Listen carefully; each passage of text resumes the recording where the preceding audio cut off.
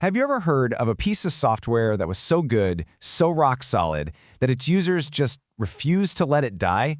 Well, today we're going to talk about the incredible story of one of those legendary operating systems. So, let's set the scene.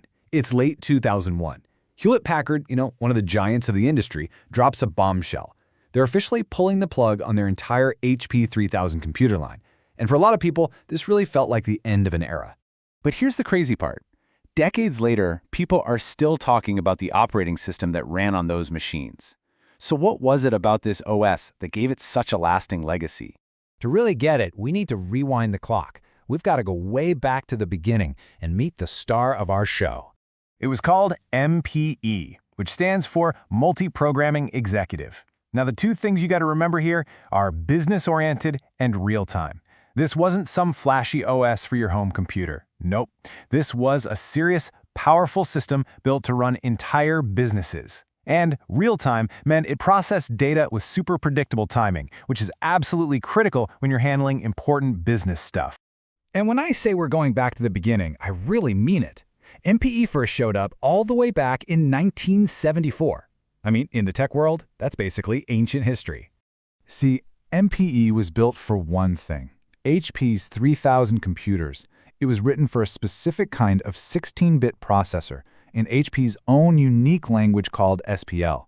But the real reason people loved it, it was an absolute workhorse. It was famous for being unbelievably stable and even came with its own integrated database. It was the whole package, an all-in-one solution that companies literally bet their businesses on for decades.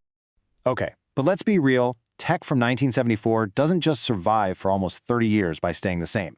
The secret sauce for MPE was its incredible ability to adapt and evolve. And what a journey it had. It started out on that older CISC architecture. Then, in the 80s, HP completely re-engineered it for their new, much faster PA-RISC hardware. That became MPXL. This was a huge leap. Then, in 92, it changed again, getting a new name, MPE/iX, to show that it could now play nice with the Unix world, which was a massive deal for keeping it relevant. And we're not just talking about a fresh coat of paint here. The very core of the system was rebuilt. They moved from that niche SPL language to a more common one like Pascal.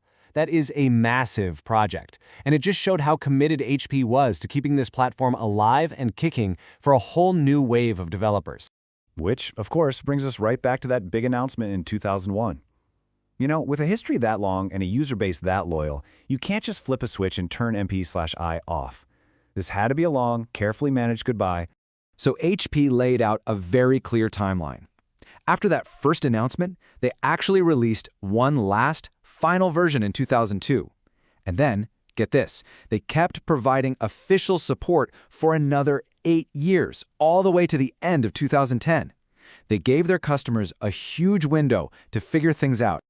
This whole thing was handled through a very formal, very corporate plan called the HP E3000 Transition Program. It was all designed to help the thousands of businesses that relied on this system to migrate away from it. But this is where the story gets really, really interesting. Because for MP/INX, the official end of support from HP, that wasn't the end of the story. No way. Not by a long shot. This part is just amazing. When HP walked away, the community stepped right in. I'm talking about this passionate network of third-party companies, independent developers, and user groups like OpenMPE. They kept the flame alive. They provided support, they wrote new software, and they made sure that businesses still running on this supposedly dead OS could keep on chugging. The story of MPE really shows you the powerful bond that can form between people and a truly great piece of technology. And it kind of makes you wonder, right? I mean, think about the software you use every single day. Which of those tools are so reliable, so important to you, that maybe a community would refuse to let them disappear, even long after the company that made them has moved on?